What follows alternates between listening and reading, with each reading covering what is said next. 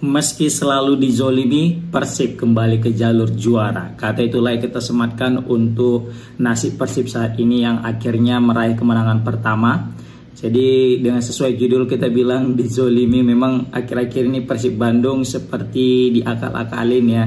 Karena banyak sekali keputusan-keputusan kontroversi yang merugikan Persib Bandung itu sendiri. Dan kita berkaca di pertandingan tadi malam, di situ ada kejanggalan terjadi, yaitu ketika VAR ya yang menentukan penalti untuk Persik Kediri dan tidak penalti untuk Persib Bandung. Kita tahu dengan hadirnya VAR ini kompetisi Liga 1 kembali menjadi lebih baik, ya kan? Lebih baik dan juga lebih terarah, yang mana pemain sekarang lebih berhati-hati lagi, tidak asal-asalan lagi untuk bisa meluapkan kekesalan dengan kekerasan. Sebelum adanya VAR, wah itu amburadul, ya kan? Bahkan kekerasan yang hampir menghilangkan nyawa pun bisa terjadi di lapangan. Tapi semenjak adanya VAR, permainan jadi lebih, apa bisa kita bilang ya, lebih safety untuk para pemain sehingga tidak kehilangan nyawanya. Begitulah ibaratnya saking pentingnya VAR itu. Yang kedua juga untuk menentukan offside dan tidak offside, dan juga pelanggaran ataupun tidak pelanggaran. Nah, kita apa kaitannya dengan pembahasan kali ini? Jadi bisa kita lihat Persib Bandung di awal babak pertama itu ya, di babak pertama khususnya itu mendapatkan penalti. Wasit menunjuk titik penalti, nggak salah wasit Excel ya, menunjuk titik penalti. Nah, padahal wasit sudah dalam artian hakul yakin itu penalti karena dia langsung menentukan kan.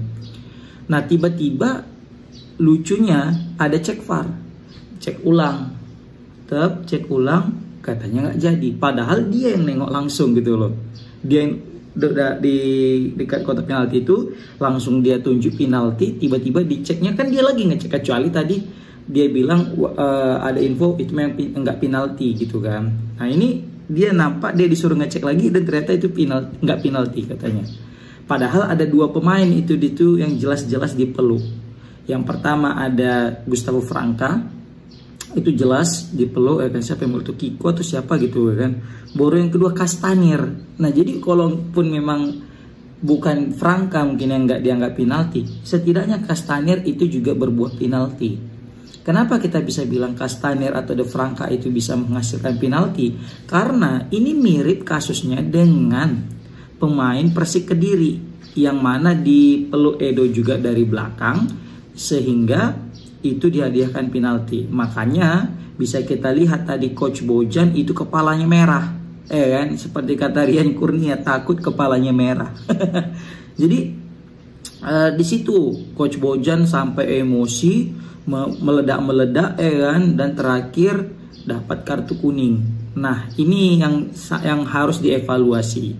Makanya di dalam konferensi pers Coach Bojan juga mengutarakan hal yang sama, yang mana dia sangat menyayangkan keputusan wasit yang mana di babak pertama dia menganulir penalti Persib, dan yang di babak kedua dia mengesahkan penalti Persib, padahal itu hampir sama problemnya, masalahnya yaitu memeluk.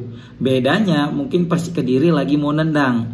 Nah sedangkan bola sudah ada depan mata dan mau nendang kan gitu. Tapi kalau misalnya Persib itu bola masih di udara tapi sudah dilanggar, ya namanya juga udah di udara. Kalau udah kena kepala dilanggar, ya itu bisa mungkin penalti kali lah gitu ya kan, udah wajib penalti lah. Tapi ini kan ada apa bisa kita bilangnya, kesempatan mereka mau menyundul tapi dihalau gitu loh. Nah seperti itu, jadi kesannya itu kayak selalu merugikan Persib gitu kan. Tapi untung aja sih VAR masih ada bekerja gitu lah. Takutnya kayak di pertandingan beberapa hari yang lalu VAR nggak bekerja gitu kan. Oke. Makanya aku bisa bilang ya meskipun Persib selalu dizolimi, tapi setidaknya Persib menang ya kan, dan dan kembali ke jalur kemenangan, jalur juara maksudnya. Oke. Baru juga tadi tuh menarik ya ketika di press conference, di situ apa bisa kita bilang Rian Kurnia. Ya Rian Kurnia ini salah satu pemain yang sering menjadi super sub tapi diturunkan sebagai starter.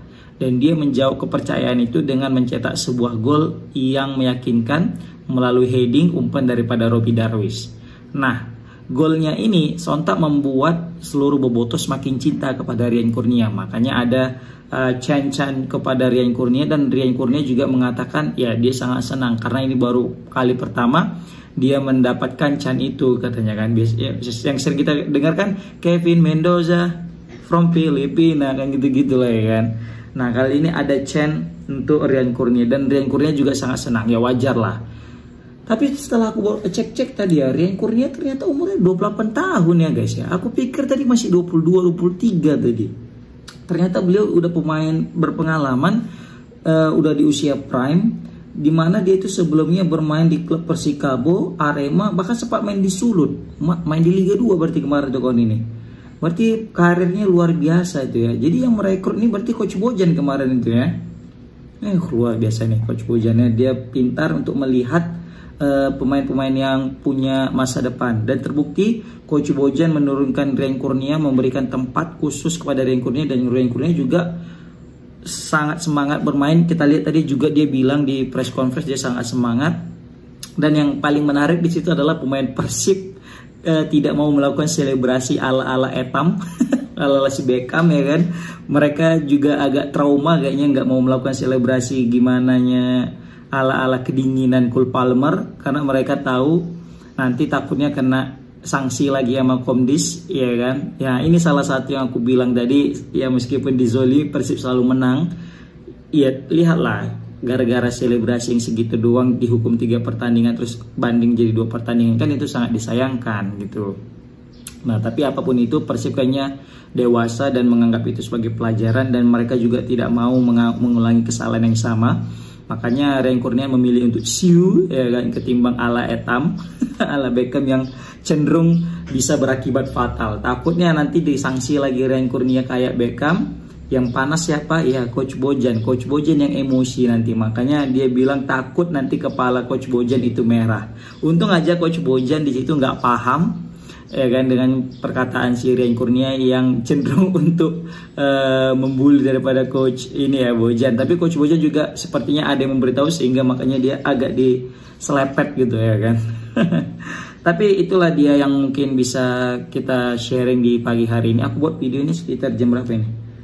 Jam 6.47 ya kan. Jadi selamat sekali lagi aku ucapkan kepada Persib Bandung yang berhasil menaklukkan Persik Kediri, dan di pertandingan selanjutnya nanti menghadapi Semen Padang. Dan ini juga modal bagus bagi Persib kan, menghadapi Semen Padang yang notabene baru saja dihancurkan oleh Dewa United dengan skor 6-0. Memang gak ada otak sih Dewa ini, gila kali, serius. Makanya ini sekarang ini berpacu kepada konsisten aja. Jika Persib nanti konsisten menghadapi lawan-lawannya, mau gimana pun nanti besarnya kemenangan yang diraih oleh Dewa United itu juga tidak akan berpengaruh, karena mereka masih unggul 5 poin. Pokoknya jatah Persib untuk kalah cuma sekali aja Persib kalah. Kalau misalnya lebih dari sekali ya itu yang akan menjadi masalah. Tapi kalau cuma sekali kalah terus menang, nah bukan hal yang tidak mungkin Persib akan back to back. Tapi Persib juga tidak boleh draw, karena sekali kalah dan sekali draw, wah salam, bakalan Dewa United yang akan meraih puncak klasemen. Jadi Persib punya sekali saja boleh terjatuh, dan juga sekali saja tidak boleh seri.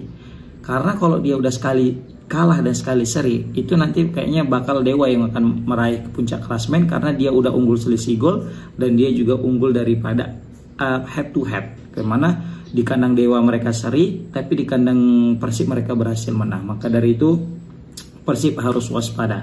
Tapi tetap jika Persib menampilkan permainan seperti ketika menghadapi Persik Kediri yang mana Spartan dan mati-matian dan semangat juangnya luar biasa dari awal babak pertama, bukan hal yang tidak mungkin Persib yang akan menjadi juara. Ditambah lagi lawan terkuat yang mungkin dihadapi Persib tinggal 2, Borneo dan juga Bali. Enaknya lawan Bali nanti main di kandang, tapi yang enaknya lawan Borneo nanti mereka harus bermain di Batakan. Seperti itu guys. Oke, komen di kolom komentar gimana pendapat kalian tentang meskipun selalu dijolimi Persib kembali menjadi kembali ke jalur kemenangan, dan bagaimana pendapat kalian tentang banyaknya pemain Persib yang nggak mau melakukan selebrasi kayak Beckham lagi, takut disanksi, dan gimana pendapat kalian tentang ucapan Ryan Kurnia takut kepala Coach Bojan merah lagi. Assalamualaikum warahmatullahi wabarakatuh.